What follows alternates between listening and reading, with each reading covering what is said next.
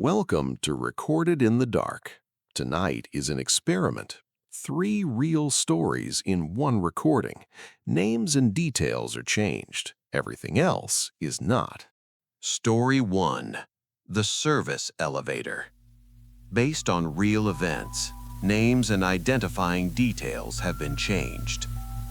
My name is Ryan. I'm 28 and I grew up in a small town where everyone knows your business before you do. 2 years ago, I moved to a big city for work. I don't have some dramatic backstory, just the usual. Trying to pay rent, trying to look like I'm doing fine, calling my mom on Sundays so she won't worry.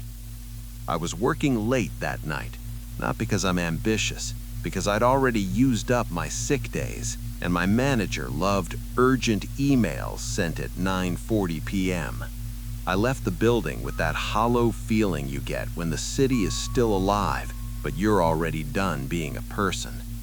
It was snowing, the kind of snow that makes every streetlight look like it's bleeding light. My building had 2 elevators, the main one and a service elevator near the loading area. The main one was out. A paper sign taped to the door said, "Out of order," in someone's rushed handwriting. I stared at it for a second, tired enough to believe paper could control reality. So I took the service elevator. The service elevator always felt wrong. It was clean, technically, but it never felt used, more like it was hiding something. The walls were scratched stainless steel. The light was a little too white, and it had that cold metal smell that always reminded me of a hospital hallway. The button panel had floor numbers, but some were covered with a thin metal plate, like someone didn't want you going there. I pressed my floor. The doors closed, the elevator started moving. Then it stopped. Not a gentle stop, a hard, definite stop, like it hit a decision. The doors opened onto a hallway. At first, I thought I'd gotten off the wrong floor. The carpet was the same color, the walls were the same dull beige, the lighting was the same. But the air smelled different. Not neighbor cooking something, not laundry, not hallway air. This smelled like old dust, faint mildew, and something sharper, like cleaning chemicals used to cover up a mess. I stayed inside the elevator and looked out. Down the hall, one door was slightly open. A thin line of warm light cut through the gap. I could hear a TV playing quietly, but not clearly enough to make out words, just that soft, steady noise that's supposed to mean someone is home. And then I saw something that made my stomach tighten. On the floor in front of that door was a doormat that looked exactly like mine. Same cheap pattern, same worn corner, even the stupid little stain I'd made dropping a takeout cup a month ago. My first thought wasn't supernatural, it was worse. Someone had been close enough to my door to steal my doormat, which meant they'd been close enough to do anything else. I stepped out of the elevator slowly, keys between my fingers like that would matter if someone decided it didn't. I kept telling myself there had to be a normal explanation. People buy the same doormats. Maybe I was just tired. Maybe my brain was looking for patterns the way it does when you haven't slept right in weeks. I walked toward the door, quiet as I could. The TV sound stayed steady. I got close enough to see inside. What I saw didn't make sense at first because it looked like my living room, but not quite. Like someone had built a replica out of other people's leftovers. A similar couch, a similar lamp, a similar pile of shoes by the wall. Then my eyes adjusted, and I realized what I was actually looking at. My stuff. Not the same style. Mine. My coat hanging on a hook. My umbrella. My backpack on the floor, partially unzipped, like someone had dumped it and didn't bother to clean up. I felt my body go cold, like the heating in my bones shut off. And from inside the apartment, a voice said casually, like we'd known each other forever, "Ryan?" I froze, because the voice didn't sound like a stranger guessing. It sounded like someone who'd said my name 100 times. I didn't answer. The TV volume dipped slightly, like someone had lowered it. Then a second voice, closer, said, "Hey, don't stand out there." I backed up one step. The floorboard creaked. Inside, movement, a shadow crossing the doorway. Slow, unhurried, like whoever it was didn't feel rushed at all. I turned back toward the elevator. The doors were still open, but the interior light had started flickering, just once every few seconds, like a weak heartbeat. I stepped inside and hit my floor again. Nothing. I hit it again. Nothing. The button didn't light up. The elevator didn't react. It felt like pressing on a dead phone screen. From the hallway, I heard footsteps, soft, almost careful. A man's voice, too calm, said, "It's okay, man. I'm not trying to hurt you." That sentence, said in that tone, has never meant safety in the history of the world. I slammed the door close button. Still nothing. The footsteps came closer, and then the voice said something that made my blood turn to ice. "It's just, you left your door unlocked." I hadn't. I'm the kind of person who checks a lock twice because I don't trust my own hands. The elevator lights flickered again, and in that flicker, I saw it, just for half a second. Inside the hallway reflection on the elevator's metal wall, there was a figure standing behind me. Not rushing, not attacking, just waiting, like he'd done this before. My brain finally did something useful. I hit the emergency alarm button and held it down. The elevator screamed that harsh, high sound that makes your teeth hurt. The footsteps stopped. For a moment, everything went quiet except that alarm. Then the man spoke again, but his voice was tighter now. "Shut that off." I didn't. The elevator jerked like someone had kicked it from the outside. And then, finally, the doors started to close. As they slid shut, I saw a face in the gap. Not monstrous, not paranormal, just a real man's face, eyes hard and annoyed, like I was the problem. The doors sealed. The elevator moved. This time, it took me to my actual floor. I ran to my apartment.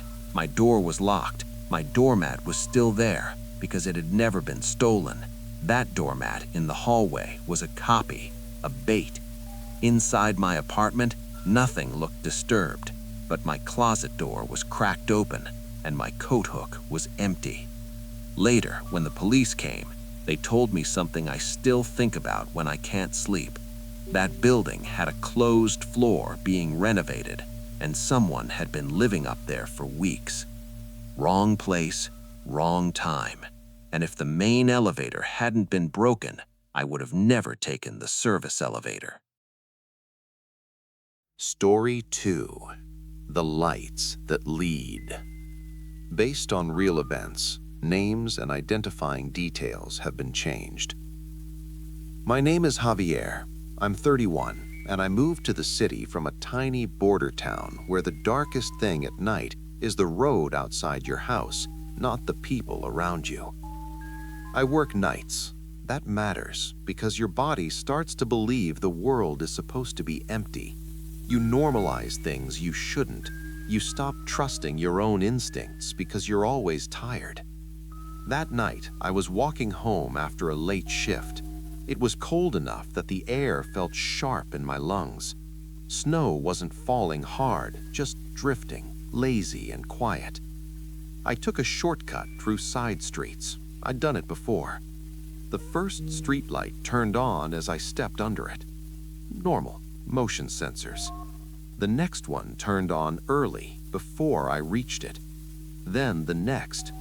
A clean path of light started appearing ahead of me, one after another, timed perfectly like someone was tapping a row of switches. I slowed down. The light behind me didn't turn off. It stayed on, bright, like it wanted me to keep walking forward. I stopped completely. The streetlights ahead kept turning on anyway. Not all of them, not random, just the ones that led deeper into the side street. I turned around. And that's when the lights behind me started turning off, one by one, like the street was closing its eyes. My phone had no signal. That happens in pockets of this city, but it felt wrong anyway. I told myself to leave, go back to the main road. I started walking back. The light behind me snapped on again, not the whole street, just enough to guide me forward. I kept walking backward for a few steps, trying not to look stupid, trying not to panic. Then I heard it. Footsteps behind me that matched mine, but delayed, like someone was staying just outside my peripheral vision. I didn't turn around fast. I didn't want to confirm what my body already knew. Instead, I picked up my pace. The path of lights ahead brightened like a smile. I reached the end of the street where there should have been houses. There weren't. There was a fence and an open field covered in snow, and in that field, there was a service road that shouldn't have been there, packed down like vehicles used it. And on that road, parked just far enough to be ambiguous, was a van. No headlights, no interior light, nothing. But the streetlight above it flickered on, as if to show me exactly where to go. My phone buzzed. A message from an unknown number. Keep walking. I didn't. I stood still, heart punching my ribs, and finally turned around. The street behind me was mostly dark now, except for the light directly above my head and two more farther back, forming a narrow corridor of visibility. And in that corridor, a man was standing. Not running, not waving, just standing, hands in his pockets, watching me like he was waiting for a bus. He lifted his phone. The streetlight above the van flickered twice, like a signal. My stomach dropped. I didn't think ghost. I didn't think monster. I thought someone is controlling the lights. I ran, not toward the main road, but sideways toward a row of yards and fences, because I wanted unpredictability. I wanted anything that wasn't the path the lights were drawing for me. The man shouted something I couldn't hear clearly, and then his footsteps got faster. Lights snapped on ahead of me, trying to correct my route. But the farther I moved from the street, the more the lights lost their control.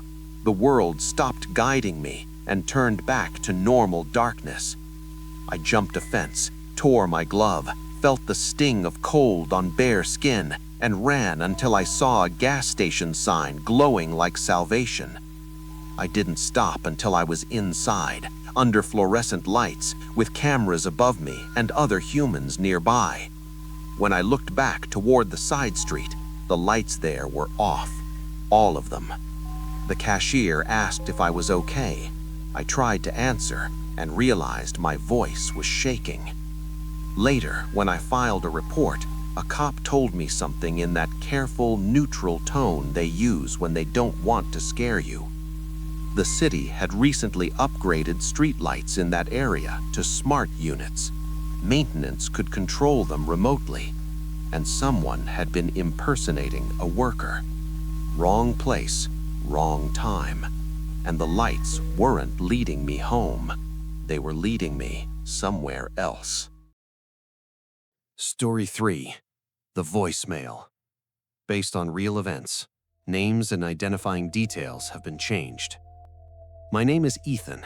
I'm 26, and I moved from a coastal town to the city because I wanted a future that didn't feel pre-written. I also wanted to prove to myself I could make it on my own.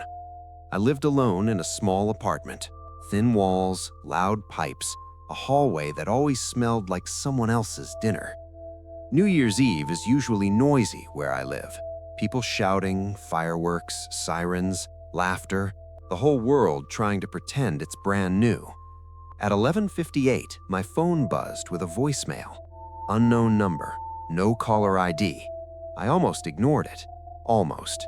But something about unknown voicemail at midnight hits your brain like a dare. I pressed play, and I heard my own voice. Not similar, not kind of like me.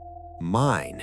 Same cadence, Same little inhale before certain words, same slightly nasal tone I hate hearing in recordings. The voice said, "Listen to me.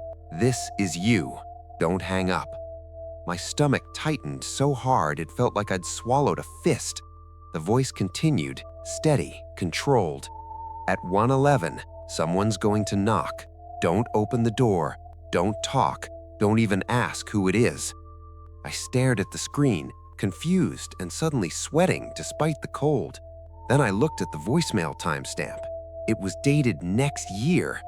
I laughed once because the alternative was panic. I refreshed the screen. Still next year. I told myself it was a bug, a glitch, an app error. Outside, fireworks started. Midnight hit. People cheering, life happening. I tried to brush it off.